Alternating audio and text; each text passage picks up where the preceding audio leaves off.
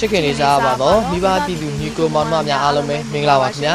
မိဘပြည်သူများရှင်ခုကျမတို့ Skynet Up Today ဖွဲ့သားတွေရောက်ရှိနေတာကတော့နေပြည်တော်မှာရှိတဲ့မြန်မာ International Convention Center မှာပဲဖြစ်ပါတယ်ရှင်ဟုတ်ကဲ့ပါဒီနေ့2012ခုနှစ်စက်တင်ဘာလ23ရက်နေ့မှာဆိုရင်တော့နေပြည်တော်မှာရှိတဲ့မြန်မာ International Convention Center မှာရခိုင်ပြည်နယ်ကယ်ဆယ်ရေးပြည်내ထူထောင်ရေးတရားဥပဒေစိုးမိုးရေးနဲ့ရေရှည်တည်တံ့ခိုင်မြဲသောဖွံ့ဖြိုးတိုးတက်မှုဆိုင်ရာအလုပ်ရုံဆွေးနွေးပွဲရဲ့ဒုတိယနေ့အခမ်းအနားကိုကျင်းပပြုလုပ်မှာပဲဖြစ်ပါတယ်ခင်ဗျာဟုတ်ပါတယ်ရှင်ဒီကနေ့မှာကျင်းပပြုလုပ်မယ်အလုံးယုံဆွေးနွေးပွဲရဲ့ဒုတိယနေ့အခမ်းအနားကိုမိဘပြည်သူများသိရှိစေနိုင်မှုအတွက်ကျမတို့ရဲ့ Skynet Up Today ဖွဲ့သားတွေကရိုက်ကူးတင်ဆက်ပေးတော့မှာပဲဖြစ်ပါတယ်ရှင်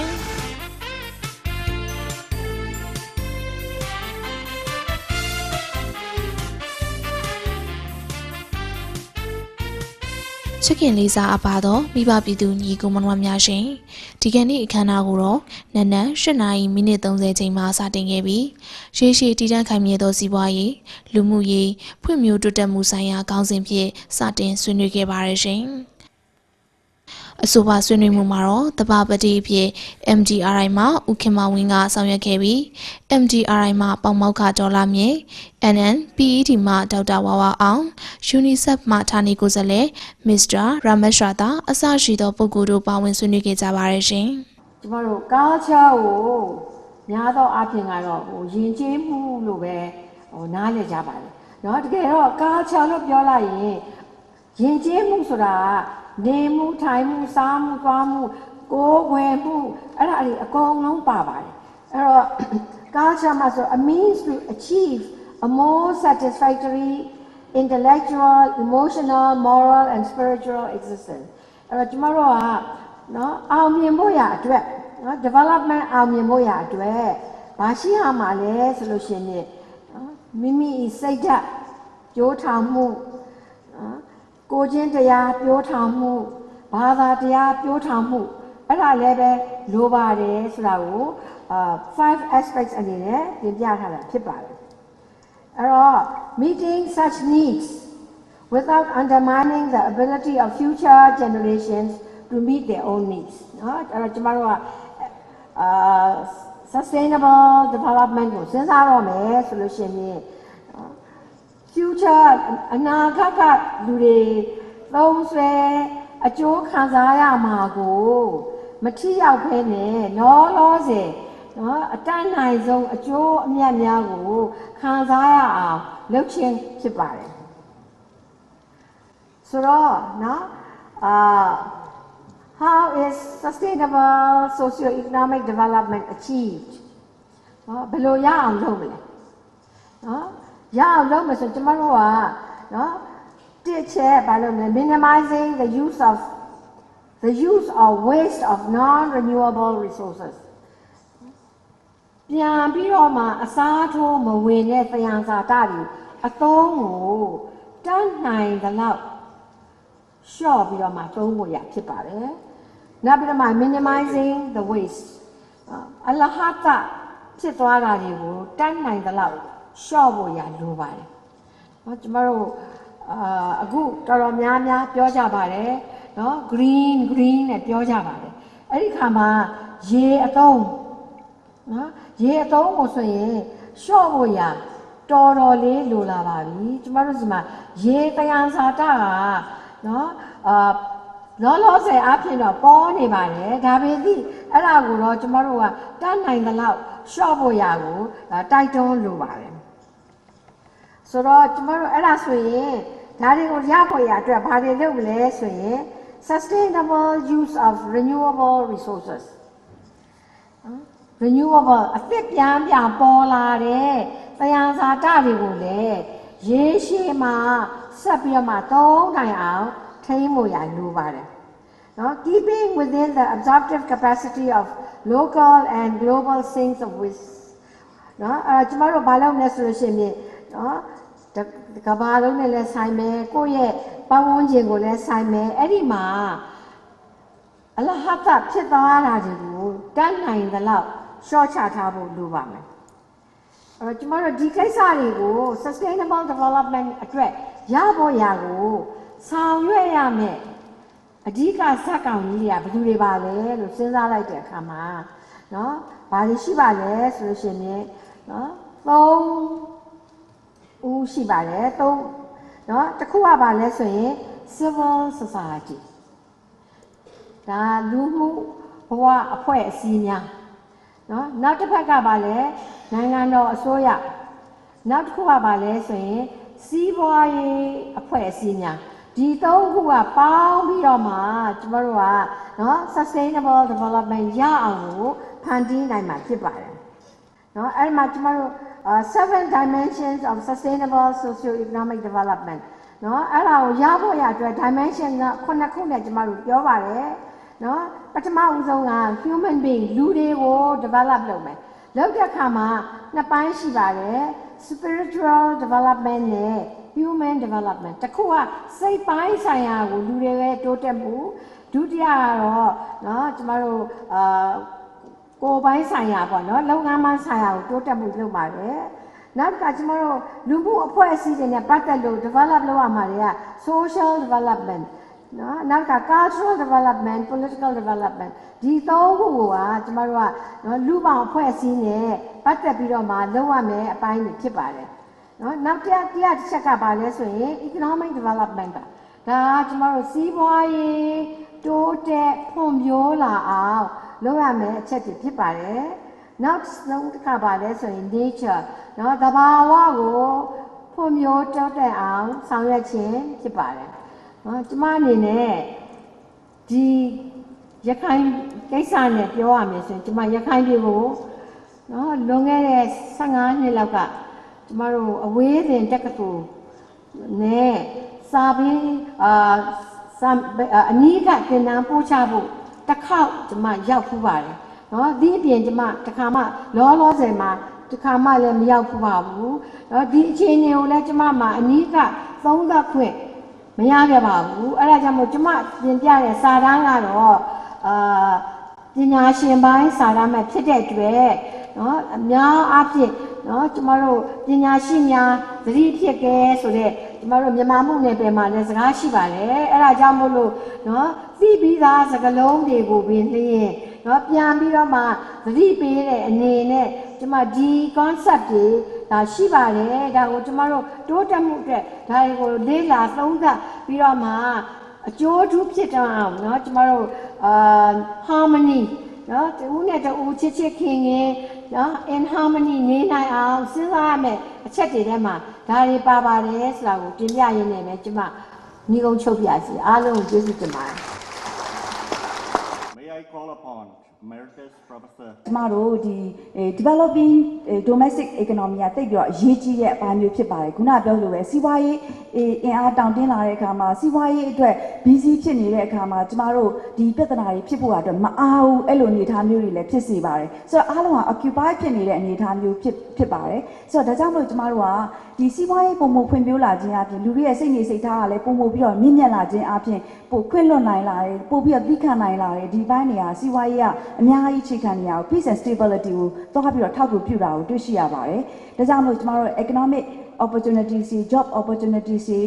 ဒီ region ထဲမှာပေါ်ဆောင်မှုရအတွက်တော်၎င်း industrial zone ကျမတို့ job view industrial zone ဒီထားမှုလည်းရှိရဲဆိုတဲ့အခါမှာဒီအပိုင်းတွေမှာကျမတို့ဘယ်လိုမျိုးဒီ foreign direct investment တွေကို invite လုပ်နိုင်မလဲဒါဆိုလို့နောက်တစ်ခုက model village တွေနောက် integrated farming ဒီလိုမျိုးအနေအထားမျိုးတွေဘယ်လိုမျိုးဆောင်ရွက်နိုင်မလဲဆိုတဲ့အပိုင်းတွေကကျမတို့တွေဒီ project တွေမှာစဉ်းစားကြရချက်တွေဖြစ်ပါတယ်အဓိကအဖြစ်တော့ကျွန်မခုနပြောတဲ့အတိုင်းပါပဲဒီ data မှာ per capita electricity consumption အလွန်နည်းပါတယ်ဆိုတော့ rice production မှာတော်တော်လေးများပါတယ် fishery ကျမတို့ဒီငါးမွေးတဲ့ကန်တွေပဇွန်မွေးကန်တွေစရှိတဲ့ဒါမျိုးတွေဖွံ့ဖြိုးတိုးတက်ဖို့အများကြီးလိုအပ်ပါတယ်ဒါကြောင့်မို့ macro economy ကိုကျမတို့ stabilizing လုပ်ရင်းနဲ့ကျမ job opportunities အပိုင်းကိုရေရှည်မှာဘယ်လိုဖော်ဆောင်မလဲဆိုတဲ့အပိုင်းဟာရေရှည်အတွက်ဖြည့်ရှင်းရမယ့်အပိုင်းတစ်ပိုင်းone of the solution ဆိုတာကိုကျမအနေနဲ့ထောက်ပြချင်ပါတယ်ဆိုတော့ဒီဘိုင်းတွေဖြစ်ဖို့ဆိုတာလဲကျမတို့ international community ရဲ့ participation integration with international community ဆိုတာလဲသိပြီးတော့အရေးပါပါတယ်ဆိုတော့ပုံထဲမှာပြထားတဲ့အတိုင်းပါပဲဒီ Rakhine Mountain Range ကြီးကကျမတို့ နိုင်ငံအတွက်တိတ်ပြီးတော့အရေးပါပါတယ်ဒီ region ဟာဘာဖြစ်လို့လဲဆိုတော့ storm တစ်ခုဝင်လာမယ်ဆိုလို့ရှိရင်ရခိုင်ရိုးမာကြီးကကျမတို့ဒီမြေပြန်သားတွေကိုကာကွယ်ပေးထားပါတယ်ဒါကြောင့်မလို့ဒီရခိုင်ဒေသကကျမတို့လည်းတိတ်ကိုအရေးကြီးပါတယ်ဆိုတော့ဒီရခိုင် state ဟာနောက်တစ်ခုကဘာလဲဆိုတော့ poverty incidence ကိုကြည့်လိုက်မယ်ဆိုလို့ရှိရင်ကျမတို့ဒုတိယမြောက်အများဆုံးpoverty incidence ဆင်းရဲမှုအများဆုံးပေါ့နော်ဒီ data ဖြစ်နေတာတွေ့ရှိရပါတယ် 43.5% ရှိတာကိုတွေ့ရှိရပါတယ်ဆိုတော့ဒါကြောင့်မို့ကျမတို့ transportation တွေနဲ့ကြည့်လို့ရှိရင် airport နောက်ပြီးတော့ဒီ river တွေအသုံးပြုမှုအစရှိသဖြင့်တိတ်ပြီးတော့ဒီ transportation ဘိုင်းမှာကျမတို့ပြည်မနဲ့ဆက်သွယ် connect ပေါ့နော် connection connectivity လိုနေပါတယ်ဆိုတော့ဒါကြောင့်မို့ကျမတို့ကရခိုင်ဒေသကိုပြည်ပနဲ့ချိတ်ဆက်ဖို့ရနဲ့ပြည်တွင်းနဲ့ချိတ်ဆက်ဖို့ရကိုကျမတို့အားပေးလိုက်မယ်ဆိုလို့ရှိရင်ပဲကျမတို့ရဲ့ sustainable development one of the solution တွေနဲ့ဖြစ်လာနိုင်ပါတယ်နောက်တစ်ခုက economy အတွက်ပြောမယ်ဆိုလို့ရှိရင်လည်းကျမတို့ဒီဒေသရဲ့ transportation ကိုကောင်းအောင်လုပ်ခြင်းအပြင်အရင်ဆုံးတိုးတက်လာမှာကတော့ tourism sector ပါဆိုတော့ဒါကြောင့်မို့ကျမတို့ဒီပိုင်းတွေကိုလည်း focus လုပ်သင့်ပါတယ် quality rice တွေထုတ်ဖို့နောက်တစ်ခုက coconut plantation တွေရှိပါတယ်ဒါတွေကိုအုံလို့တွေဒီအုံမုတ်လောက်တာမျိုးတွေဥပမာ Sri Lanka for example Sri Lanka နိုင်ငံဆိုရှင်ဒါတွေကို focus လုပ်လို့ရှိပါတယ် textile industry ရခိုင်ရဲ့ဒီ industry ဒီအထည်ဝတ်လုပ်ငန်းရဲ့ခိုင်လုံကြီးဆိုတာတိတ်ပြီးနာမည်ကြီးခဲ့တာပါဆိုတော့အခုလောဆယ် market မှာပြောင်းနေတာကိုတွေ့ရှိရပါတယ်ကချင်လုံကြီးတွေလောက်သူတိတ်ပြီးတော့ပေါ်များမရပါဘူးဆိုတော့ဒီပိုင်းလေးတွေမှာဒီ industry လေးတွေမှာကျမတို့အားပေးဖို့လိုအပ်ပါတယ်ဆိုတော့ဒါကြောင့်မို့ကျမတို့ဒီရခိုင်ဒေသတိုးတက်ဖို့ဆိုတာ cross sectional issues ပါကျမတို့ politically economically socially ကျမတို့အားလုံးကချိတ်ဆက်နေပါတယ်ဒါကြောင့်မလို့ဒီဘိုင်းမှာလူတိုင်းကတော့ကိုယ့်နိုင်ငံကိုယ့်ရဲ့ဒီဒေသကို good economy good society နဲ့ good political process ဒါတွေကိုachieve ဖြစ်ချင်ကြတဲ့အပိုင်းမျိုးဖြစ်ပါတယ်ဆိုတော့ကျွန်တော်ဖော်ပြပါအတိုင်းပဲ all the stakeholders ဆိုတာဒီထဲမှာပါဝင်ပြီးတော့ဆောင်ရွက်ရမယ့်အနေအထားမျိုးဖြစ်ပါတယ်ဆိုတော့ဒီ sustainable development အတွက်ကျွန်တော်တို့ရေရှည်သွားဖို့အတွက်ဆိုရှင် national power ကျွန်တော်တို့နိုင်ငံရဲ့စွမ်းအားကိုကျွန်တော်တို့မြင့်တင်ရမှာဖြစ်ပါတယ်ကျွန်တော်တို့ကဒါကြောင့်မလို့မနေ့တုန်းကဒီ vice president ရဲ့ speech မှာလည်းပါပါတယ်ဆိုတော့ရခိုင်ဒေသရဲ့အရေးဟာဒီတနိုင်ငံလုံးရဲ့အရေးနဲ့သက်ဆိုင်ပါတယ်ဆိုတဲ့အပိုင်းကျွန်တော်တို့ကဒီ national power နဲ့ကျွန်တော်တို့ဒီအပိုင်းကိုကျမတို့highlight လုပ်လို့ရပါတယ်ဆိုတော့ဒါကြောင့်မလို့ကျမတို့ဒီဟိုပါပေါ့နော်ဒီပြဿနာကျမတို့မှာမနေ့တုန်းကဆရာဦးကျော်ဝင်းပြောသွားတဲ့ဒီ conclusion မှာပြောသွားတဲ့ example လေးကိုကျမကျေးဇူးတင်ပါတယ်ကွက်ကွင်းနဲ့ကျမမြင်လိုက်ရလို့ပါကျမတို့နိုင်ငံမှာ nation building နဲ့လုပ်နေတယ် state building နဲ့တပြိုင်တည်းလုပ်နေတယ်အဲ့ချိန်တွင်းမှာကျမတို့တွေကားပေါ်မှာရှိနေတဲ့လူတွေကရံမဖြစ်ကြကြီးဆိုတဲ့အနေအထားမျိုးပေါ့နော်ဆိုတော့သဘောကဘာလဲဆိုတဲ့အခါကျကျမအနေနဲ့ဘယ်သူမှတော့ရံဖြစ်ချင်မှာမဟုတ်ပါဘူးအားလုံးကိုမနေ့တုန်းကကျမတို့ဒီဟိုပါပေါ့နော်ဆွေးနွေးတဲ့ဟာတွေအားလုံးကျမနားနဲ့နားမထောင်ပါဘူးကျမရင်ဘတ်နဲ့နားထောင်ပါတယ်ဆိုတော့အားလုံးကိုကျမနားလေမိပါတယ်ဆိုတော့ဒါကြောင့်မို့ကျမတို့ကအားလုံးကကျမတို့ကခုချိန်မှာကျမ reform process ကိုသွားနေချိန်မှာအားလုံးက good citizen ဖြစ်ဖို့လိုအပ်ပါတယ်ဘာလဲ good citizen ဆိုကျမတို့ highlight လုပ်ရမှာပါဆိုရင် who obeys the law who respect the authority who contribute to the society and community who loves his or her country who respect all the nationalities who try to serve others before himself or herselfစာရှိတဲ့ဖြစ်ပေါ့နော်ဆိုတဲ့အခါကျကျမတို့ natural environment ကို preserve လုပ်ရမယ်ဆိုတဲ့အနေအထားမျိုးလေးတွေနဲ့ကျမတို့အမြဲတမ်းစူးစမ်းပြီးတော့ပါဝင်နေရမယ်ဆိုတဲ့အပိုင်းမျိုးလေးဖြစ်ပါတယ်ဒါကြောင့်မို့ pathway to sustainable development ကိုကြည့်မယ်ဆိုလို့ရှိရင်ကျမတို့က peace stability community development first ပါ and then အဲ့ပေါ်မှာ base ထားပြီးတဲ့အခါကျမတို့ effective and efficient implementation of the regional plans and sectorial plansနောက်တစ်ခုကတော့အဲ့ဒါမှသာလေကျမတို့ဒီ sustainable socio economic development in Rakhine State ကို pathway တစ်ခုအနေနဲ့သွားနိုင်မယ်ဆိုတာကိုကျမအနေနဲ့တင်ပြအပ်ပါတယ် thank you ပါကျေးဇူးတင်ပါတယ် And most importantly, if Rakhine State is to develop, what are the requirements of its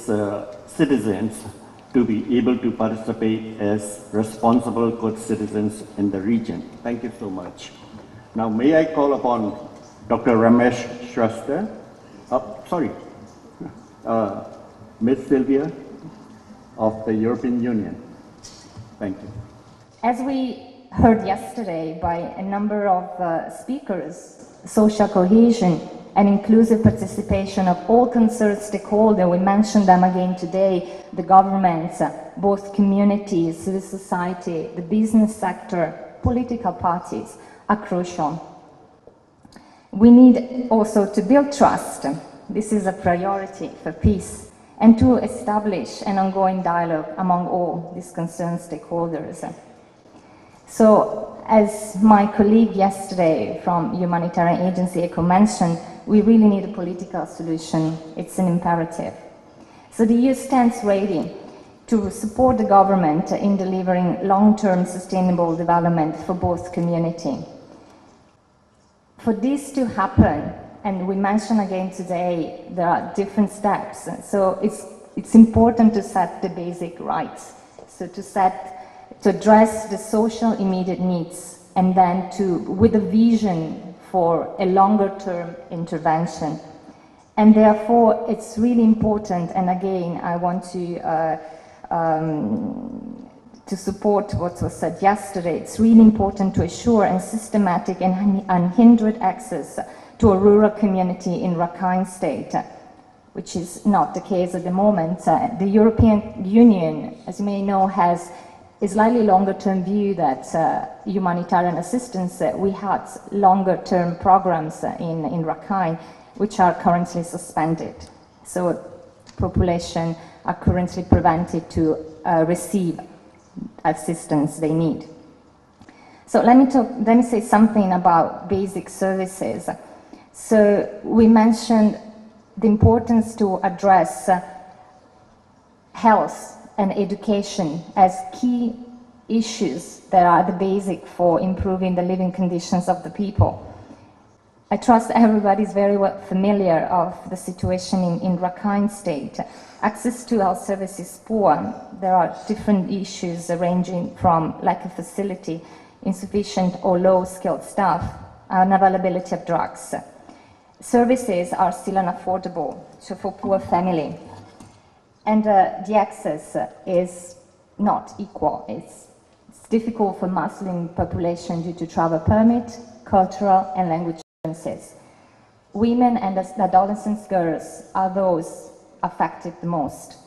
So there is an urgent need to address these issues, basic health care, and particularly reproductive health in mother and child.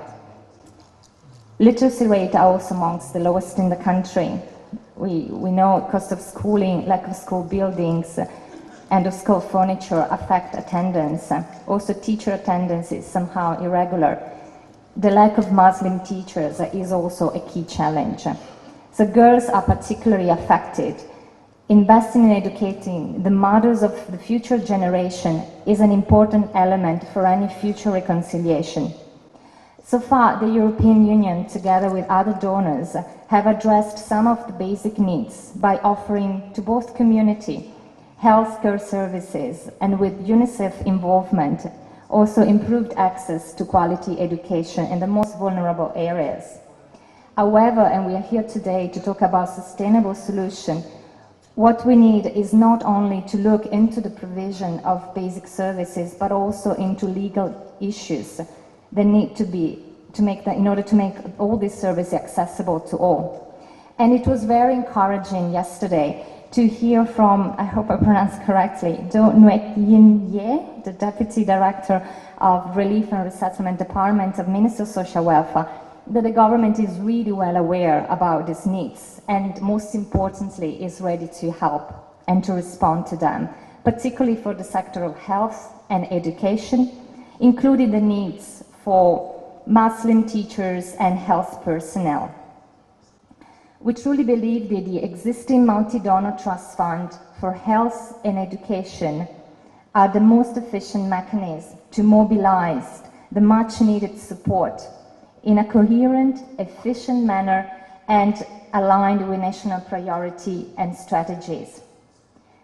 Yesterday and today, we also heard about the importance to promote local economy and livelihoods opportunity to support sustainable development. We heard about the importance to promote public-private partnership, the involvement of the private sector in a responsible manner, and the need to empower women and existing networks. We share the same view. Rakhine is a valuable social capital that offers an important potential for economic growth. It also presents natural resources, very rich in natural resources, that should be managed sustainably, not only to prevent natural disasters, to which unfortunately Rakhine is quite exposed, but also to promote improved living conditions and employment opportunity for all. So let me close here by saying and committing again that the EU is committed to assist in promoting long-term sustainable development and supporting the government to deliver basic services in an inclusive manner. But as mentioned yesterday in a number of occasions and as been proven elsewhere, promoting integration of community offers the best venue for stability, peace and long-term growth. I would like to end here, and I really look forward to continue this discussion in the panel this afternoon, particularly on how to work closely with the government. We heard the government needs to be in the leading. I would like to end here, and I really look forward to continue this discussion in the panel this afternoon, particularly on how to work closely with the government. We heard the government needs to be in the leading seat to define together with community how best to address the needs. And this is an important issue to discuss further. Thank you very much. The new constitution of Myanmar has a decentralized governance. It has given authority for the local governments through decentralization processes. So how can we help strengthen the local governance capacity so that the local state government take responsibility for the state development? So this is something more new to us, I guess, new to many people in Myanmar, but we need to support the development of local governance. It is important also because a clean, transparent governance will also make the local government fully accountable to the local people. So I think we need to emphasize good governance at the local level. Women's empowerment, again I refer to my previous colleagues. Most of the women are working domestically at home or in agriculture. We need to see what other employment opportunities can be provided for women to contribute beneficially to the growth of the local community. These are all possible key interventions for Rakhine State for medium to long-term development. But to do all those, I think we need to keep in mind certain principles which will drive these long-term development issues in the state. We need to honor these as a framework. First is resource sharing. As we know, Rakhine State is building a port. It is also the starting point for inland gas pipeline construction. We have to make sure that some of the benefits from this infrastructure development has to be invested in Rakhine State. We have seen too many poor examples from other countries where the local resources are extracted, but local people do not benefit anything from what they have. And that puts the local people against the government. And we already have a problem in Rakhine State, intercommunal conflict. We don't want additional problem. So right now we need to think how some of the resources that are generated from Rakhine State will be invested back in Rakhine State. Almost done. Second is evidence-based programming and budgeting. It is easy to plan sitting in a room, looking at numerous textbooks, but we need to find evidence from the place for which we are planning. So we need to plan based on what we know about Rakhine State. We need evidence, what is working, what is not working, and based on that we put the figure, we put the budget. So this is something I would like to suggest. Also, the ethnic distribution in different townships also mirrors the job job distribution in the state. So we need to have a proper community consultation for these kinds of job creation and planning in Rakhine.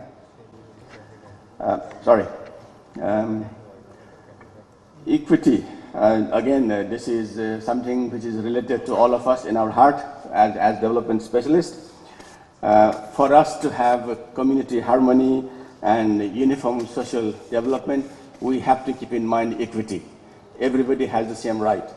There should be no exclusion based on any criteria. So how do we make sure that the national efforts for development has an equity outcome where everybody benefits the same fruit? So we need to keep that principle in mind, key principles, and environmental protection. Also, the development comes at a price.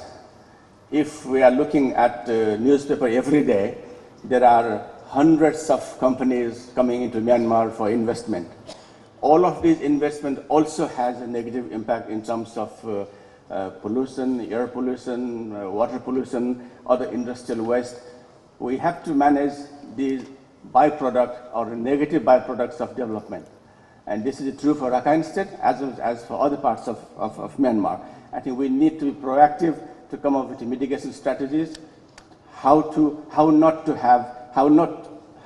to be affected by some of these investment that comes with development. And finally, systems development. Sylvia talked earlier about government in driving seat. So government has to be a very good driver. That means running the system. How can we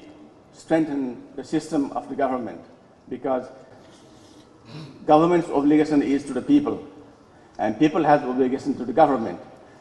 To strengthen this relationship, the government must have strong system, whether it is economic system, whether it is rule of law, or any other systems. And this is where we need to help build the system through planning skills, information technology, management training. Many of these issues may seem very obvious to all of us, but if you look at the ground, the reality is very different. So we need to keep systems building as one of the key principles while we do all of these long-term and short-term planning. In conclusion, I would like to re-emphasize that while we do all of these long-term planning, we need to look at the immediate need. Immediate needs cannot be ignored while we go for long-term mega planning for Rakhine State or for the nation, as a matter of fact. And also, the international community and also the government need to mobilize adequate resources for Rakhine State to make sure that these problems are addressed, because unemployed people has lots of time to think, and sometimes people think destructive, and this is what is happening in Rakhine State. So we need to address both long-term as well as short-term development for Rakhine State. Thank you very much.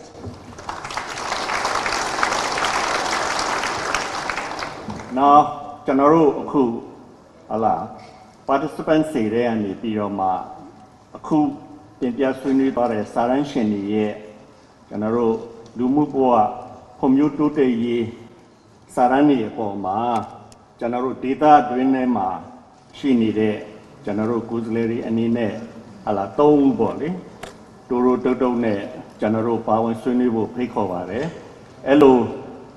Pecoreniama,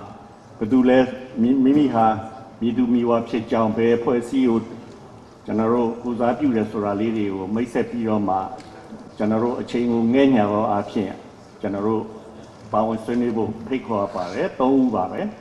Erina Maro, Teo Lazado, Edero Miama, Mimiro Mimiago, a Zembu Timbiaga Variation. Pingo Seika solution. A mere Meduma Pena thing great, the Soya Pena thing Roma, say him a lower machine with Jamarua. Eddie, do you have a good Jamaro, the Hazara, people that do, Jamaro net Dandu, Jamaro di Podava, amused the meaning. A good below Jamaro Luchane Yade, and I will bow when we look chapo a dread, Jamaro di Jenna and Nene, the amused the meaning. Dandu, a ခွင့်ရည်နဲ့ပေးထားပါတယ်မြန်မာနိုင်ငံကကျမတို့အမျိုးသမီးအင်အားတွေကဒီသူတို့ရဲ့စိတ်မှာကဒီအင်ထောင်သားမျိုးဘဝကိုပဲသူတို့အတွက်ခံယူနေတဲ့အချိန်မှာဒီနိုင်ငံရေးတို့လူမှုရေးတို့ကိုသူတို့မှလှုပ်ဖို့စိတ်လုံးဝမရှိပါဘူးအဲ့အတွက်ကြောင့်အခုကျမတောင်းဆိုချင်တာကတော့ကျမတို့ရခိုင်ပြည်မှာနေတဲ့ဒီရခိုင်အမျိုးသမီးတွေနေတူသူတို့ရဲ့မွတ်စလင်အမျိုးသမီးများဟာလည်းပညာရေးမြင့်တင်မှုကိုအဓိကလုပ်ပြီးစ조사ပြီးတော့ကျမတို့တန်းတူလိုပဲအတူတူနေနိုင်အောင်နောက်ပြီးတော့ဒီပညာသင်ခွင့်တွေကိုပညာသင်ခွင့်ရှိပါတယ်ဒါပေမဲ့သူတို့ကဗလီရဲ့ဒီဟိုရဲ့တက္ကသိုလ်တွေကိုပဲသူတို့ရဲ့အာယုံတွေကအလွန်တရာကိုအဲ့ဒီဟာကိုပဲအာသန်နေပါတယ်အဲ့ဒီအတွက်ကြောင့်ဒီဟာတွေကိုသူတို့ရဲ့ဒီတက္ကသိုလ်မှာဆိုလို့ရှိရင်သူတို့ကဘာသာရေးတစ်ခုကိုပဲသင်ကြားနေရပါတယ်မွတ်စလင်ဘာသာစကားမွတ်စလင်ဘာသာသူတို့ရဲ့ဘာသာရေးကိုပဲသင်သွင်းတာတွေကိုကျမတို့အများကြီးတွေ့ရပါတယ်အဲ့ဒီအတွက်ကြောင့်သူတို့ဟာဒီအစိုးရကဖွင့်တဲ့ကျောင်းတွေမှာတော်တော်များများစာသင်ဖို့လိုနေပါတယ်အဲ့ဒီအတွက်ကြောင့်ဒီကျမအနေနဲ့အခုဒီအချိန်မှာသူတို့ရဲ့ဒီအမျိုးသမီးတွေကိုကျမတို့နဲ့ဒန်းတူပညာသင်ခွင့်တို့လူမှုရေးလှုပ်ရှားခွင့်တွေကိုဒန်းတူလေးလုပ်ပေးပြီးတော့ဆွေးသွင်းပေးပါလို့ပြောကြရတဲ့နေငုံချုပ်ပါတယ်အားလုံးကိုကျေးဇူးတင်ပါတယ်ကျွန်တော်အားလုံးမင်္ဂလာပါကျွန်တော်ကတော့ရသေးတော်မျိုးကအရေးစားမျိုးနဲ့ပညာမှုဥစင်တာကျော်ဖြစ်ပါတယ်ဘုဒ္ဓတော်မျိုးမှာလေကျွန်တော်9နှစ်လောက်လာတော်မျိုးနဲ့ပညာမှုနဲ့တာဝန်ထမ်းဆောင်ဖို့ပါတယ် UN ဖွဲ့တဲ့နဲ့ပတ်သက်ပြီးကျွန်တော်နည်းနည်းပြောချင်ပါတယ် UN ဖွဲ့တဲ့ NGO တွေရခိုင်ဒေသကိုအကူအညီပေးတဲ့အခါမွတ်စလင်တွေကိုပဲမွတ်စလင်ကလားစစ်ကောင်မွတ်စလင်ကလားတွေကိုပဲအကူအညီပေးပြီးတော့ရခိုင်တွေကိုဒန်းတူဘာလို့မပေးနိုင်တာလဲဒါကျွန်တော်တို့သိရှင်တဲ့အရေးကြီးတဲ့မေးခွန်းတစ်ခုဖြစ်ပါတယ် UN ကအကူအညီပေးတယ်ဆိုလို့ရှိရင်မွတ်စလင်ကလားတွေကိုအကူအညီပေးသလိုရခိုင်တွေကိုလည်းဒန်းတူအကူအညီပေးသင့်ပါတယ်ကျွန်တော်တို့ကျောင်းတွေကိုကျောင်းဆောက်တွေပေးတယ်ကျောင်းဆောက်ဖို့ပေးတော့မွတ်စလင်ရှိတဲ့ကျောင်းတွေကိုပဲပေးတယ်မွတ်စလင်ကလားနဲ့ရခိုင်တွေဟာယဉ်ကျေးမှုဒလေးထုံးစံမတူပါဘူးအတူတူရှင်တွဲနေထိုင်လို့လည်းမရပါဘူးပဂတိအရှင်တွေမှာလည်းမွတ်စလင်ကသိတဲ့မွတ်စလင်ကလားတွေကသိတဲ့ကလားရောသိတဲ့ရခိုင်ရောသိတဲ့မှာအကူအညီပေးတဲ့အခါကလားရောကျောင်းဆောက်တွေအကူအညီပေးပြီးတော့ရခိုင်ရောတွေကိုပေးတာအလွန်နေတာကိုတွေ့ရှိရပါတယ်ကျွန်တော်တို့ကဒီဟာမဖြစ်သင့်ပါဘူးဆိုပြီးမေးတဲ့အခါမွတ်စလင်နိုင်ငံတွေကအလုံငွေဖြစ်တဲ့အတွက်မွတ်စလင်ကျောင်းတွေကိုပဲပေးတယ်လို့အဲ့လိုပြောပါတယ်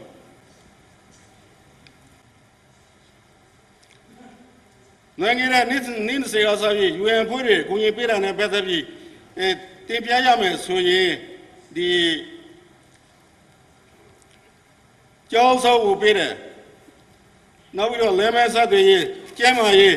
အကူအညီပေးတာတွေအကုန်လုံးဟာမွတ်စလင်အတွက်ဖြစ်ပြီးတော့ဒေသခံရခိုင်တိုင်းရင်းသားအတွက်လုံးဝမပါတာကိုနိုင်ငံတော်အကြီးအကဲတွေနဲ့ UN အဖွဲ့အကြီးအကဲတွေအားလုံးကိုသိရှိအောင်တင်ပြလိုပါတယ်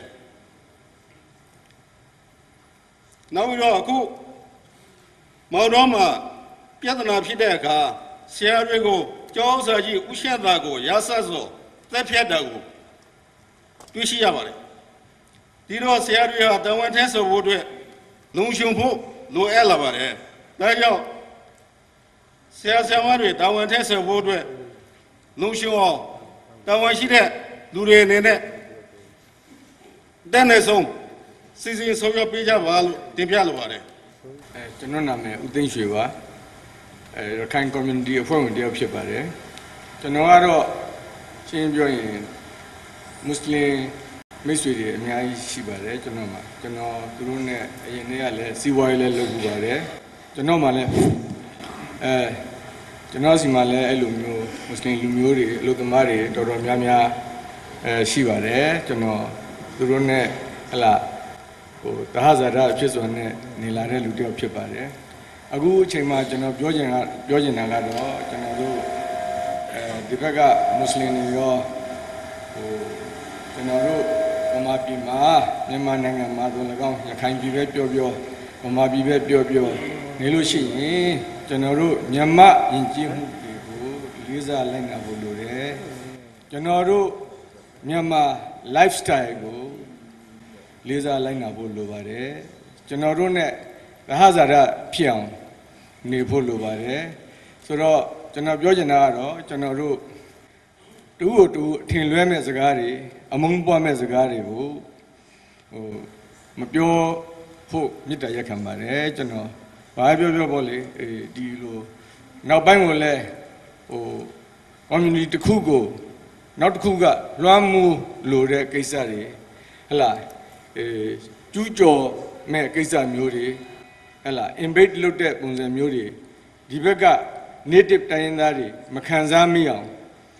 ပြုမှုပြောဆိုနေထိုင်ဖို့လိုပါတယ်အဲ့ဒါကျွန်တော်အဲ့ကိစ္စကိုအနုညွတ်မြစ်တာရက်ခံမယ်နောက်တစ်ခုကတော့ကျွန်တော်ဒီမှာ donors country တွေတို့၎င်း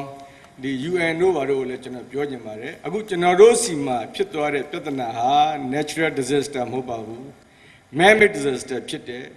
ကျွန်တော်တို့ဒီဥစ္စာ healing process ကတော်တော်ကြာမယ်ကြာတော့အခုဆိုလို့ရှိရင်၄လတည်းကိုဝင်လာပါပြီဝင်လာတဲ့အချိန်မှာအားလုံးဒီ trading your market your အားလုံးက totally collapse ဖြစ်သွားပါပြီအဲ့အတွက်ကြောင့်ဒါဟာ natural disaster ပုံစံမျိုးနဲ့မစင်စားပဲနဲ့အခု၄လလောက်ကြာတဲ့အချိန်မှာဟုတ်လားအားလုံးရက်တန့်သွားပြီးတော့အလုံးလက်မဲ့တွေလည်းတော်တော်လေးများပါတယ်အဲ့တော့ကျွန်တော်တို့ကအောက်ခြေလူဒန်းစားတွေဟုတ်လားနည်းနည်းကျွန်တော်တို့ဝယ်လိုအားတစ်ခုမြင့်ပေးဖို့အတွက်ကျွန်တော်တို့ emergency stimulus package တစ်ခုအနေနဲ့ contribute လုပ်ဖို့အရေးကြီးလိုနေပါတယ်အဲ့လို emergency stimulus package ဆိုတာကကျွန်တော်တို့ဟုတ်လားရေတိုပေါ့လေ short term မှာဒီဈေးကွက်နိုးထလာအောင်ရေရှည်မနိုးထတော့လဲ2လ3လလောက်လက်ပတ်မှုကောင်းသွားအောင်ဒီလူဒန်းစားတစ်ခုအောက်ခြေလူဒန်းစားဝင်ငွေနဲ့လူဒန်းစားတစ်ခုသတ်မှတ်ပြီးတော့မိသားစုလောက်ကျွန်တော်တို့stimulus package ဟလာ donation တို့၎င်း contribution တို့၎င်းဒီ effective area တွေမှာဒါကိုလုပ်ပေးဖို့ကျွန်တော် UNICEF ရော UN ရောတခြား EU ရော donors country တွေပါနိုင်ငံတော်အစိုးရကိုပါကျွန်တော်ဒါတောင်းဆိုချင်ပါတယ်အဲ့လိုကျွန်တော်တို့ဒီ stimulus package တစ်ခုကိုကျွန်တော်တို့အောက်ခြေတဲ့ကို inject လုပ်လိုက်တော့မှကျွန်တော်တို့ဈေးကွက်ထဲမှာဝယ်လိုအားရှိလာမယ်အဲ့ဒီဝယ်လိုအားရှိလာမှဈေးကွက်ကရောင်းရမယ်နိုးထလာမယ်ဈေးကွက်နိုးထလာရင်ဒီဘက်က producer တွေဘက်ကလည်းထပ်ပြီးတော့ထုတ်လုပ်နိုင်မယ်အလုပ်တွေပြန်ရမယ်အဲ့လိုပုံစံမျိုးတစ်ခုနဲ့ဟလာအရေးတကြီးစဉ်းစားပေးပါလို့ကျွန်တော်တောင်းဆိုလိုပါတယ်ခင်ဗျာကျေးဇူးတင်ပါတယ်ခင်ဗျာအခုကျွန်တော်တို့အချိန်ကိုငဲညာတော့အဖြစ်ကျန်တဲ့ကျွန်တော်တို့တင်ပြခြင်းတဲ့ပုံကူများအနေနဲ့က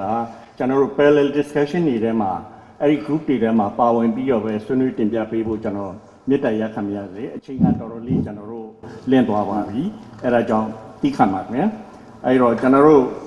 ဒေါက်ခင်ဆောင်ဝေရောကျွန်တော်တို့ဥစံသားကျော်ဦးသိန်းဆွေကျွန်တော်တို့အခုလိုတင်ပြဆွေးနွေးတဲ့အတွက်ကျေးဇူးအများကြီးတင်ပါတယ်အဲ့ဒါတွေကိုလည်းကျွန်တော်တို့